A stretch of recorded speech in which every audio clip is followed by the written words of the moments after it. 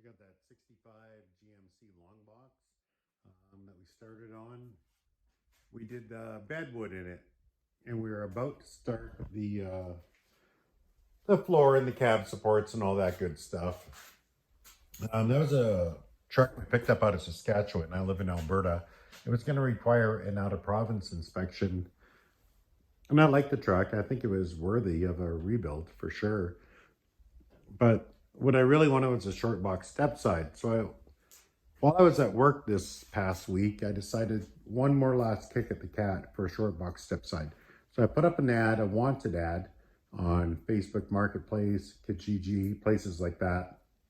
I just said, this is what I'm looking for, a 60 to 66 Shortbox Stepside. Of course, you get 1,700 people get hold of you and they want to sell you a long box Stepside, a long box fleet side, a Dodge truck, a Ford truck, maybe some cars, a dirt bike, a quad, all that stuff.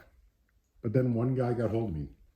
He said, listen, Ron, I have a 1966 Chevy Shortbox Stepside sitting in my garage. My stepson bought it years ago as a project and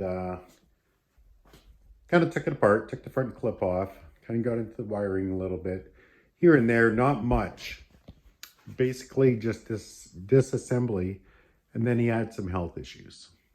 So the truck kind of sits, kind of as you see it. The doors weren't on it either, in his shop, which he'd like to have back.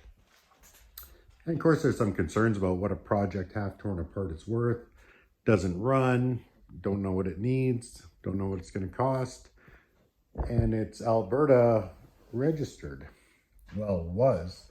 Last time that it was registered in Alberta. Of course, he's in Saskatchewan, 600 kilometers away. So it doesn't have a lot of value in Saskatchewan. But it had a lot of value to me. So I asked him what he wanted for it. He said $1,000. I said, sold. I don't need to look at it. I'll just take it. So I went there to go get it yesterday and loaded it up. A bit of a storm both ways, but I'm having my first look at it today, really. I picked it up in a blizzard, so didn't really get a chance to go through it too well. You can see here on the back fender where the reverse light is. She's rusted right out there. We'll just weld up a patch panel for that. That's easy. On the back here, for some reason they welded a piece of sheet metal over the tailgate. I don't really know why. You can see it's still embossed back there with the stamping from Chevrolet. So maybe it's just a matter of cutting that sheet off. I'm not too sure. The body's not terrible. It's not great by any stretch of the imagination, but those rear fenders are definitely workable. Box sides look workable. Steps look like they've been replaced. They're in pretty good shape. It's got some rally wheels on it. They're nothing to write home about. Took a bit of a ding there. The rest of the body here, let's look. Cap corners smell typical, trucks over 50 years old. Outer rockers, yeah, they need work. Bottom of the doors, yep, they need work too. But so did the GMC, so I actually have all those parts. Not a problem. In here you can see, yeah, there's some rust. Not terrible, we can work with it. The rockers got a rust hole right through it. You can see the bottom of the door there. We got somebody made their own patch panel and riveted in a piece of tin. There's an Alberta license plate as a patch panel. A couple of screws holding it down. And they took the 3-speed shifter off the column and placed it down there on the floor with an 8-ball shifter handle.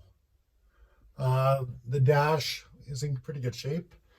Nothing fancy. We don't have factory tack or gauges or anything. There's an aftermarket tack there that'll probably go. Windshield's got some cracks. Back window, yeah, BB got her. Driver's side window is shot as well. There's some parts in here. I haven't really gone through it yet. And a bucket of bolts inside a bucket of bolts. The rest of it here, let's take a look. So you can see Originally it was this blue. I don't actually mind that color. I wouldn't mind seeing if we can remove this paint job, this aftermarket paint job that I put on. So you can see over this, it's almost like a cream color. That's actually clear coat flaking off. And then there's the white paint under that. And then under the white, you see this factory blue. What I'd like to do, I've done a little research. Some guys will actually remove this top layer of paint and expose the factory paint. Now, sure, if you know what you're doing and do it for a living, maybe it's not so bad. Can some idiot hobbyist in his garage do it? We're gonna find out. I'm your guy, and we'll make a video on that. I imagine doing the entire truck will be a real long video, because I imagine that'll take a week or more to do. But we're gonna do some test panels and see how that works out. Up front, we got a 350. Now, this thing was last registered in 1990. He claims that it ran then. Now, does it run today?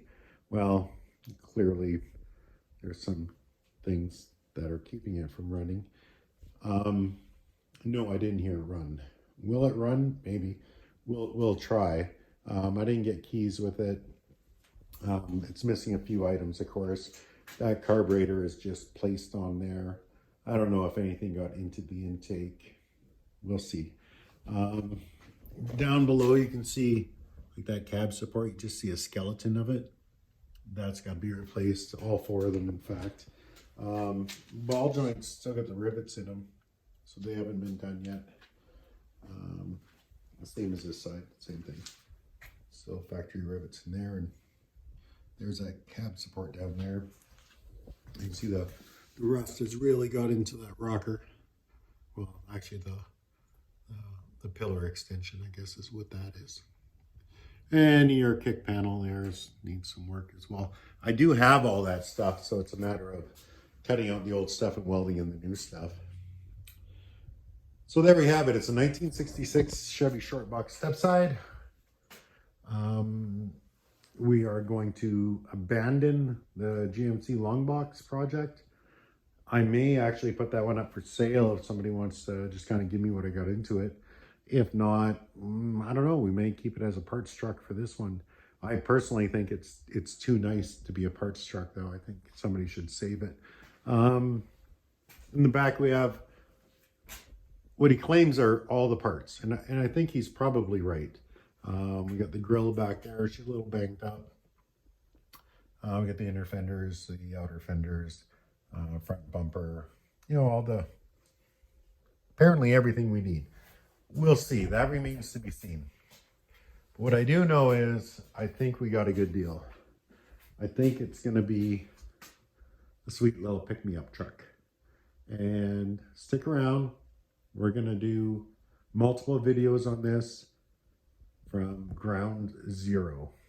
First one, I believe, is going to be a will it run video. And then we'll have to figure out what we're going to do with the transmission. Leave it a 3-speed, put in a 4-speed, maybe a 5-speed, leave it on the floor, put it on the column. Hey, maybe throw in 700R4 automatic. I don't know. We don't have a tranny for it, so anything's wide open. We did have to drive 1,200 kilometers round trip to get this thing. Ended up being an 18-hour drive because when we left, it was beautiful roads. And actually, I had to rake up the leaves before I left. We drove into this snowstorm and we picked up a truck in it, and then we drove back to it too. Was it worth it? I think so. I don't know what you think. I guess we'll find out. Let's dive into it. First one will be, will it run? We'll see if we can't get that Chevy 350 working for us. Meat crunchy. My rusty Chevy Shortbox Stepside.